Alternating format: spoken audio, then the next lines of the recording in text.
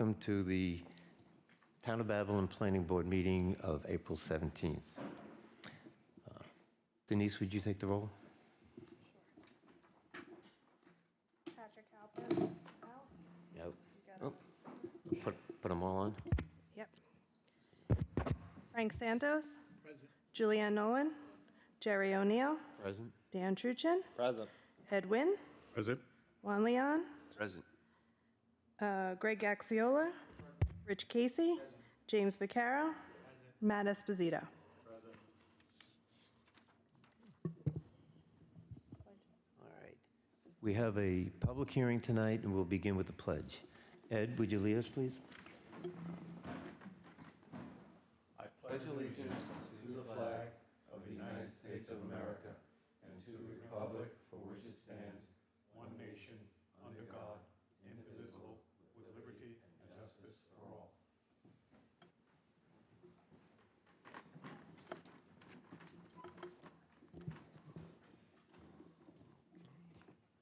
Denise, will you announce the...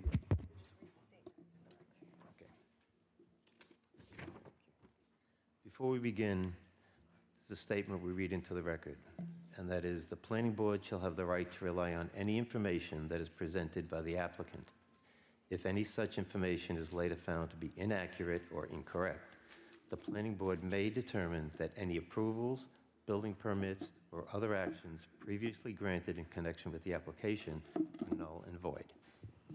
Item A on the agenda, public hearing, site plan review, job number 22-01A, Boss Auto Sales, Inc., proposes to legally maintain an existing building and site for use as a public garage, retail sales of automobiles, and outdoor storage of vehicles, for display of vehicles for sale and storage of vehicles being worked on, along with associated site improvements.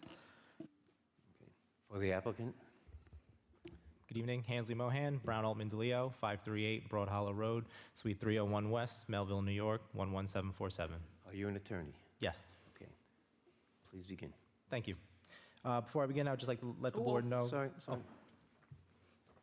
Did you receive the memo from Commissioner Rachel Sculfo? Yes, sir. Did you review that with your client? Yes, sir. Are there any objections? We did have a clarifying question regarding the proposed CNRs. I'm not sure if you wanted to address that now or... No, we'll wait until after your presentation. Okay, Thank you. perfect. Okay, I'd just like to note for the record, with me tonight is Michael Rubenstein of R Design Consultants Incorporated. He's going to be available to answer any questions that the board may have regarding the proposed site plan. Before I begin, I have a package of handouts that I'd like to distribute to the board. Please.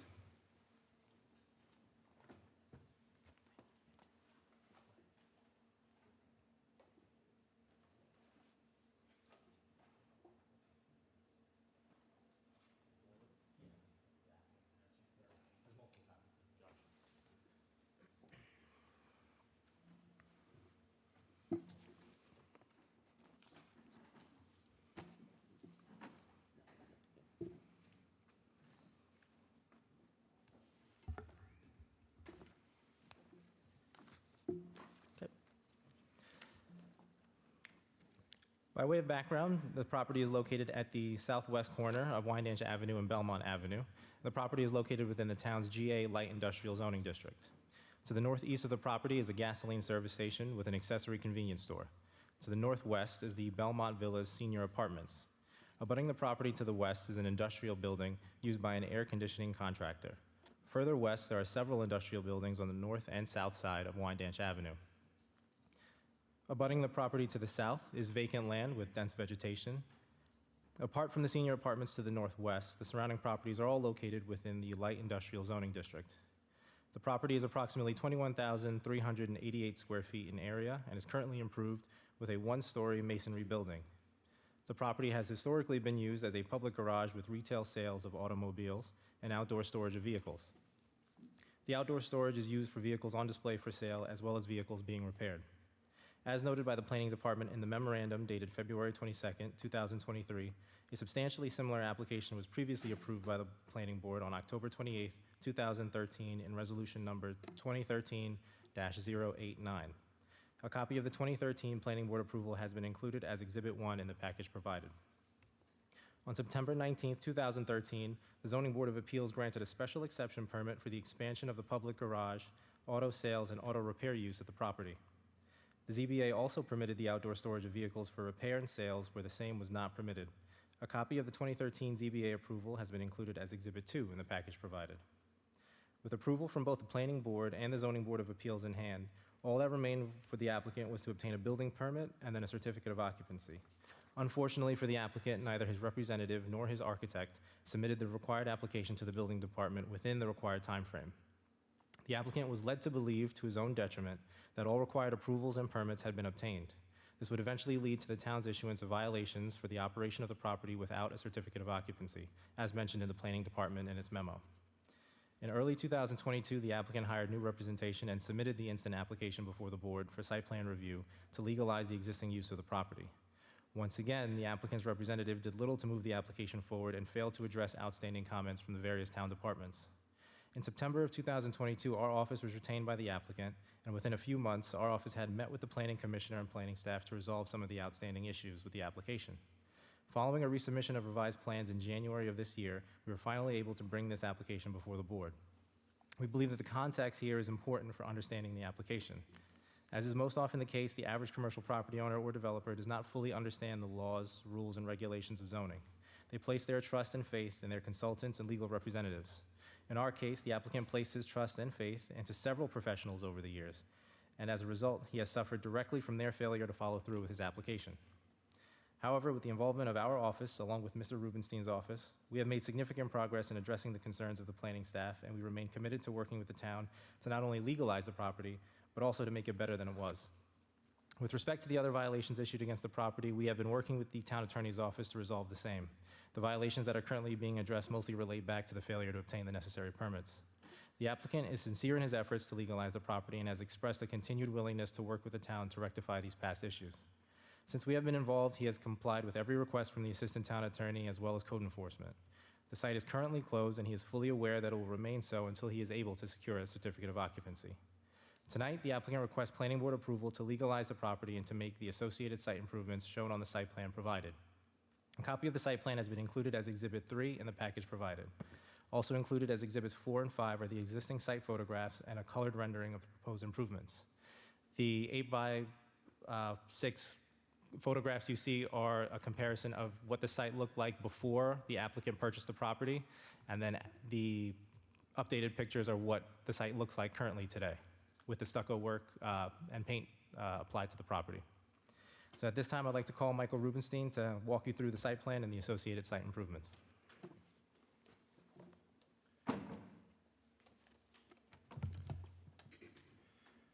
Good evening. Good evening. Your name and address for the record? Sure. Michael Rubenstein, 1070 Middle Country Road, Suite number 7, Selden, New York, 11784. You swear to tell the truth, the whole truth, and nothing but the truth. I do. Proceed.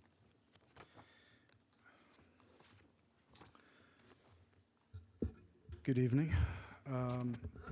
So I would like to take this moment to address the following items as it relates to the application before you this evening. As you're aware, the similar application was before this board sometime in 2013. At that time, the client wished to construct a 320 square foot rear addition for the repair of vehicles. That addition has been removed from this application, and we are seeking to maintain the existing auto sales and repair. Several improvements have been made to the site plan since the 2013 application. The prior application indicated a landscape area of 1,939 square feet.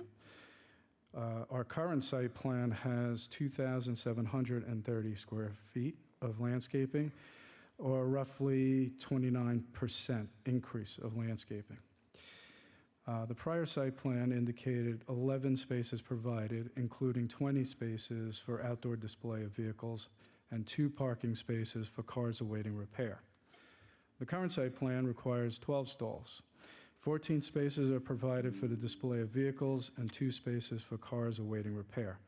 7 spaces are provided for the office use, including the handicapped accessible space. Staff indicated that a parking variance from 12 required to 7 will be required from the Zoning Board of Appeals.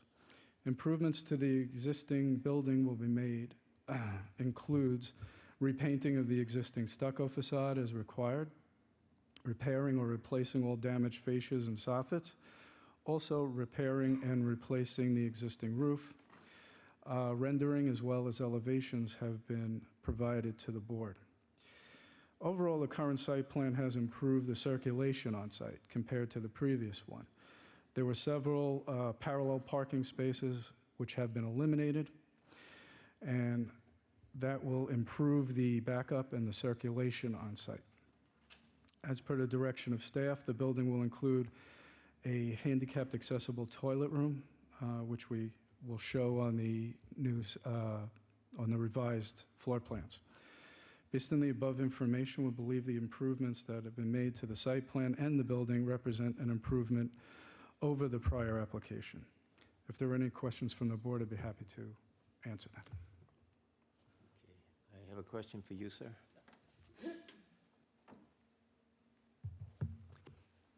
Does the applicant own the building? No, he is actually the tenant of the building. And this is the applicant who was there at the time the previous application was made? Yes, sir, 2013. He's been the same tenant all these years. Yes, sir. Is there any connection? There's a gas station diagonally across the street at Liberty. I believe the gas station is owned by a separate entity. I believe there is common ownership, but they are separately operated and controlled parcels. So the owner of this site has an interest in the one across the street? I believe the owner of this site, I'm not sure because the owner is a separate entity from the applicant, but I do not believe that the owner of this parcel is related to the owner of the gas station to the northeast. Is the applicant connected with the gas station across the street? Yes, sir. In what capacity? I would have to confirm with him, but I do know that he operates, I believe, but I can confirm if the board would like. Okay, and that site is just repair and gas? To be perfectly honest, I'm not sure about that site, only because our firm's only focus was on the legalization for the Boss Auto sales. So I did not do any investigation into the gasoline service station, only because this property was considered to be separate from the other. Okay. Concern there was the storage of vehicles that may be connected with your application being stored across the street. That's the reason for the question. I understand. Okay. Any questions from any of the members of the board? Dan? So my first question is, can you please state why the applicant failed to act upon the prior approvals? Yes, so the applicant actually was under the impression from what he was being told from his representative and his architect that everything was done and that everything was taken care of. We had received from the planning department a copy of correspondence that was addressed to the prior representative, indicating that there was a specific deadline under the code to file the building permit and to obtain the same from the date of the planning board approval. Based on our conversations with the client, he was not aware that, he was under the impression that the representatives were taking care of all of the filings and all of the permit applications. And so he continued to operate without any building permit or certificate of occupancy, but that was because he allowed all communication from the town to go directly to his former representative? So that was how as it was explained to us, was that he had a copy, when I requested from the client a copy of any documentation from the town related to building permits, certificates of occupancy, he was under the impression that the prior representative had copies of everything, but when we requested them, we discovered that they did not have anything. And then FOIL request showed that there was nothing on record. And then planning provided correspondence indicating, reflecting the same, and that the application was going to be abandoned. Okay. And then the conditions of the property has been continuously an issue. So what plans are going to be put in place so that all the vehicles that are stored there follow all the covenants and restrictions and town laws? So part of the issue that this applicant in particular had to go through was that the prior representative didn't fully explain to him the implications of the conditions that were being proposed. He had just understood that was explained that he just had the approvals he needed, he could operate his business, but they didn't actually walk him through what each of the conditions that were attached to the original 2013 approval, which I believe mirror what is proposed for this application, what that really entailed. So once we had first started working with the assistant town attorney and kind of getting an understanding of what had happened previously in the past and explaining that to the client, we had explained to him all of the issues that the town was addressing and how they all tied back to the original approvals, which, he had consented to and agreed to, and that, really, realistically, there's nothing he can do to operate his business until he comes into compliance with the town and its regulations and the covenants and restrictions. So he has a much better grasp and understanding of what is attached to an approval, whereas originally he was simply told, you're good to go, operate your business. And even when the violations and the code enforcement came, they spoke to the client and they explained what the violations were? To that, I'm not specifically aware because I handle from our firm the zoning side. There's another attorney who handles the violations and interacting with the town attorney. And then, as clear as you can be, what's the purpose of use for this business? So this business operates primarily for the sale of automobiles. There is a repair service also at the site. So there is both vehicle repairs and the sales of vehicles. Part of that, or intrinsic to that primary use of selling the vehicles, is the overnight storage of vehicles on display for sale in the outside of the parcel. And just to be very clear, at no time in the future will there be any more vehicles on display than the permitted spots that are being approved? Yes, sir.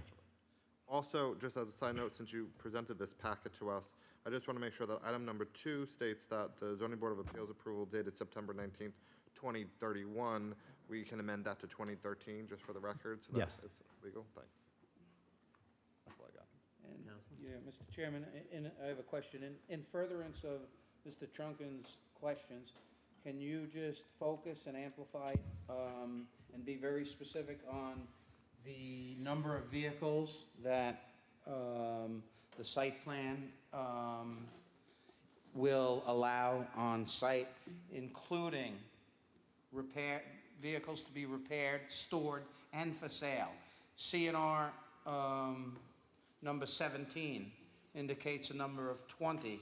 There may be some other lesser number, 17, on the site plan, but tell us what the applicant is agreeing to specifically with the number of vehicles in each category: sales, repair, and storage, and the total number, please. Of course. For that, I'll defer to Michael Rubenstein, who knows the specific amount of cars that will be stored at the site.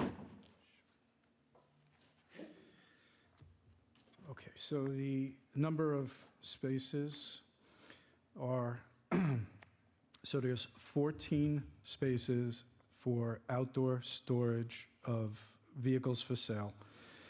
There is 1 handicapped accessible space. There are 2 spaces dedicated for the repair of vehicles. And then there is 5 spaces for the offices. And what was the total on that, sir? So that would be 16, 22. 22. 22. 22. How many? 22. 22. Mr. Chairman, just to be clear, there's 14 proposed storage for sale, 2 proposed storage for repair, and then 7 parking spaces provided for use of office staff and visitors to the site, correct? Yes, correct. So that would be a total of 16 vehicles for display?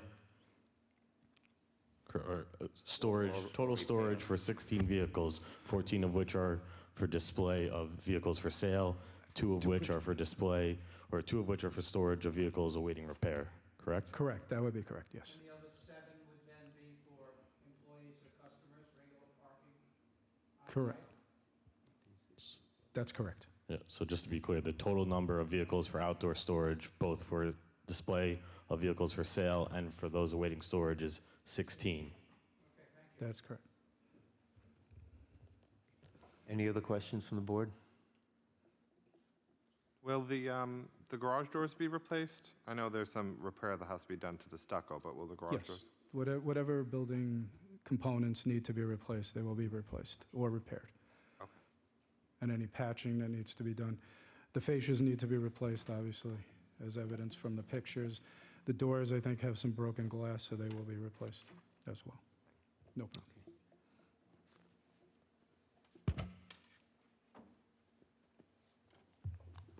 If there's no further questions. No, I do. Oh, sorry. Oh, sorry. Sorry. I'm just a little confused that the applicant came here in 2013, and the application and the requirements that were going to be imposed were agreed to at that time, and they proceeded as if it was going to be completed. And it went from, if it's the same 20 cars that was approved then, to 60 cars. If you count the ones, I had an aerial, 60 cars and 4 trucks. If the applicant thought that what was going to be approved was approved, and it was only supposed to be 20 cars, why did it continue to operate with 60 cars, 4 trucks, barbecues? So I think that is the direct result of just horrible legal representation and poor advising on the part of his prior attorney and prior representatives. Him operating the site as a business owner, he only understands, more cars on the lot means, more cars for sale. So he figures, more profit. But whoever was representing him at the time failed to explain to him that this is not how the plan is approved. This is now how the town approved the property to be operated. But he has a much better understanding of that now. He's, of course, suffered the consequence of having the property shut down. He's not making any money on the site, so any profit he was making from having the 40-plus cars is, of course, not worth it. He's now understood that.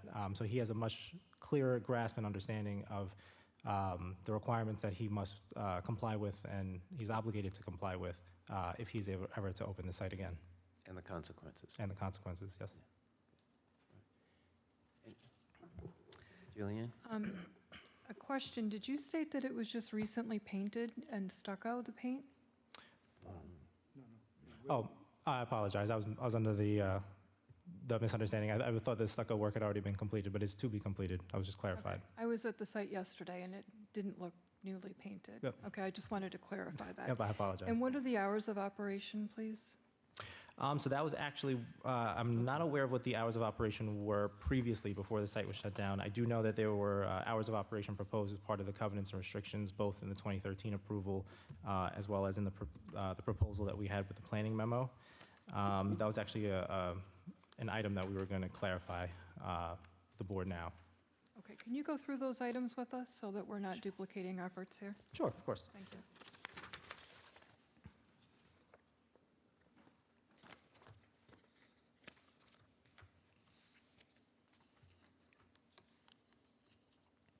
So really the primary item that, when we discussed this application with our client, the real issue was actually the hours of operation. I believe it's proposed that the hours of operations are restricted to Monday to Friday, 9 a.m. to 8 p.m., Saturday, 9 a.m. to 7 p.m., with no hours of operation on Sunday. Given that this is a used car dealer and most purchases are made over the weekend, the ability to sell cars during the Sunday hours are absolutely vital and essential to the financial viability of the client's business. During discussions we had, we understand that these restrictions would be perfectly suited for the auto repair use. So if it would be possible to bifurcate the hours of operation restriction, leave these restrictions in place for the auto repair, but have a separate set of hours of operation for the auto sales. So you're saying that you would agree to not have repair work done on Sunday? On Sunday, yes. And then if possible, if we're able to separate, ideally, we would propose if we could operate Monday to Friday between 8 a.m. to 10 p.m., Monday to Saturday, 8 a.m. to 10 p.m., and then 9 a.m. To 7 p.m. on Sunday, just based off of historical data that the client has gathered. Could you repeat those, please? Sure. So that is 8 a.m. to 10 p.m., Monday to Saturday, and then 9 a.m. to 7 on Sunday. 9 a.m. to 7 on Sunday? Yes. I thought you said Sunday there wouldn't be any. Well, that would be the proposed Sales hours if we were able to separate Sales the hours from, yes. But repair work up till 10 o'clock at night? Oh, well, not the repair work. That would just be for the automobile sales. Okay. So you want to bifurcate this now? Yes, sir. What would be the repair hours? So the repair hours we could keep consistent with what was originally proposed. Oh, okay. So you want to extend hours just for auto sales? Yes, sir. During the week and have them on Sunday? Yes. Okay. can review that. Thank you. Anything else from the commissioners? That was really the only primary item. We do know that there was a proposed covenant restriction, I believe it's item number 15, about barbecuing on the premises. We were just, we weren't sure if that was entirely necessary. I'm not sure if that was related to something specific. I think that's a carryover from the 213. Okay. Understood. So there must have been something at that time. Well, Understood. there's barbecues in the pictures. Yeah, I don't know what the age. They're even Okay. in his handout. Okay, so the point is that will not continue. Understood. Okay. All right. Once again, any questions from the board? Counselor? Okay. Matt, how we doing? Oh, I'm sorry. Hey, folks out there. Is there anyone in the audience would like to have something to say about this application? Please come up.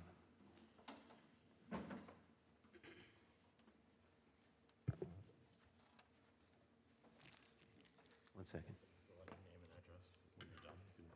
Okay. Good Your name- evening. Your name and address? My name is April Lee. My address is 54 Overlook Drive, Mastic Beach, New York, 11951. Mastic Beach? Correct. Okay, yes. Do you swear to tell the truth, the whole truth, and nothing but the truth? I do. Good. Go ahead, proceed. Okay, so I'm here because I was a former customer of Nick, and I'm listening to everything that's being said here, and then relating that to what I went through with him and what several other customers I'm sure went through with him, as could be referenced in, court cases.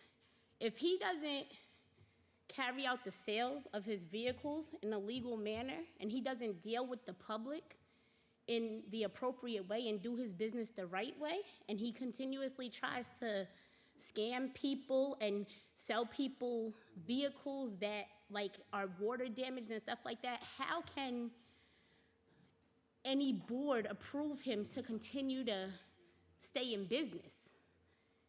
And obviously, if his property isn't even legally maintained for the past 10 years, that should say something like, if he can't get it right, get the specific things for a building as a business owner right. I mean, what can be done about that? All right. I appreciate your concern and your comment, but that's not an issue that we handle at this board. Sorry. Cool. Thank you. Thanks. Thank you for coming.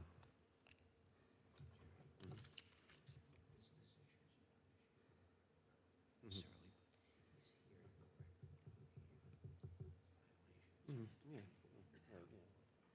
You're right. Okay.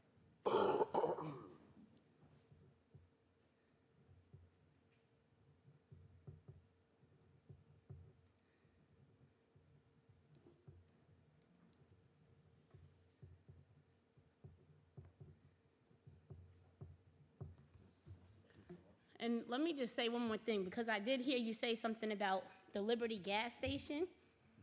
He does use the Liberty gas station to store vehicles, because I know this for a fact, because when I purchased the vehicle from him, it was on the Boss Auto Sales side, and then when he illegally repossessed it, he parked it across the street at the Liberty gas station, and that's where he stores his vehicles. Thank you. Thank you for coming. Is there anyone else in the audience that would like to have a comment? Yes, sir. Hi, good evening.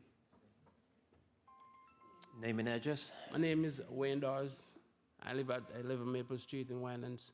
I'm a tow truck operator. I've been working with Nick. 1 second, sir. Okay. Do you swear to tell the truth, the whole The truth, truth and and nothing but the truth? sir. Thank you. Yeah, I've been working with Nick for a while, and since the pandemic, we get crushed by the pandemic. And unfortunately, his office closed now, so we have a rough time surviving. So, I mean, if you guys could give him a chance, it's up to you. I appreciate it. Thank you. Appreciate your concern. Thank you. All right. Anyone else from the audience? Yes, young lady?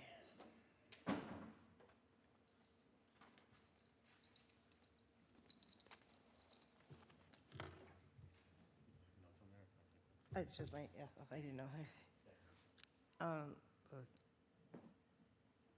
That's me. Yes, go ahead. Your name and address, please? Gina Gazzardi, 2 Ithaca Street, Deer Park. Okay. Do you swear to tell the truth, the whole truth, and nothing but the truth? Yes. Thank you. Proceed. I've been a Babylon resident for like 35 years, lived in the same town. I went through like a hard time and didn't have a lot of money to put down on a car, so I purchased a car from Nick, and it was a great experience. Like, he was able to help me a lot. I have 2 kids, I had to get to work, so I had a very good experience with them. I think they're a good asset for the community. Thank you. Thank you. Thank you for coming tonight. Thanks. Yes, sir, we have a gentleman in the back.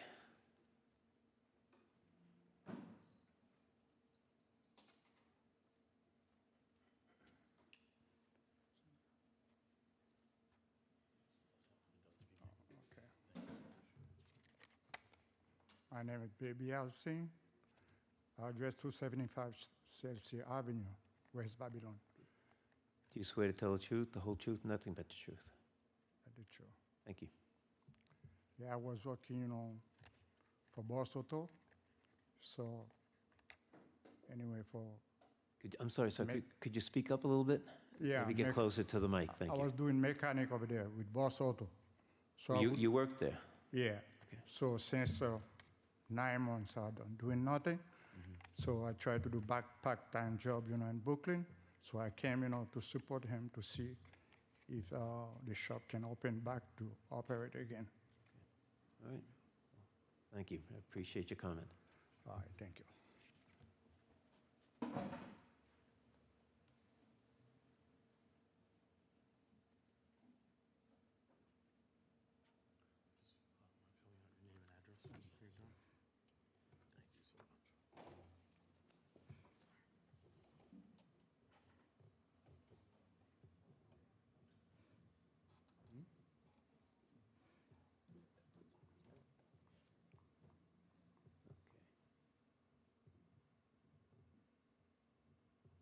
Should be done.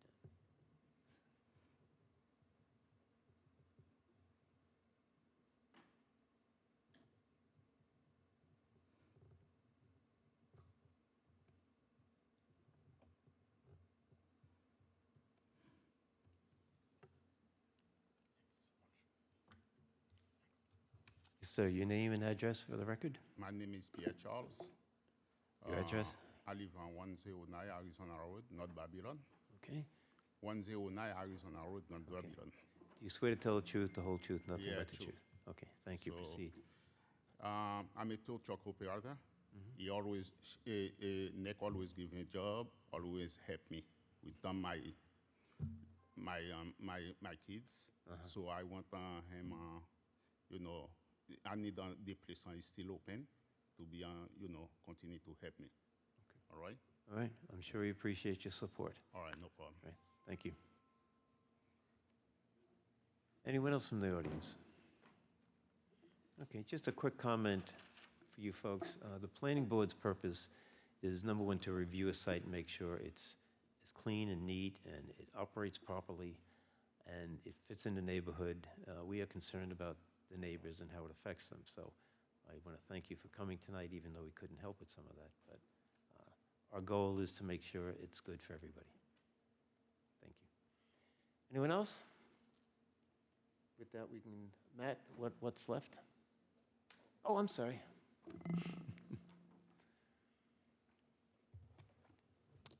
That pretty much concludes our presentation. We have nothing further to add unless there's anything Okay. else from the board. No, I think, oh, one more thing. So I just want to make it very clear. This is a very prominent corner property that a lot of people pass by. And so I see that you have some new greenage proposed and stuff.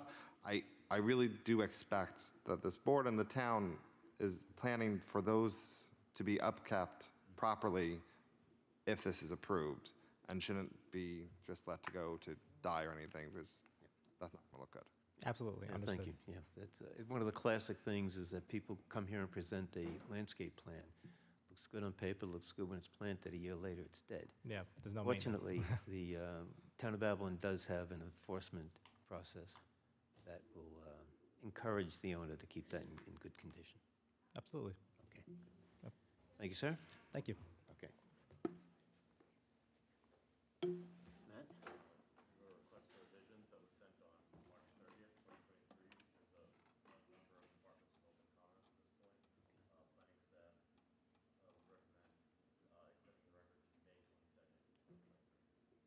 can I have a motion to extend to May 22nd? Dan, second? Second. All in favor? Aye. Good night, folks.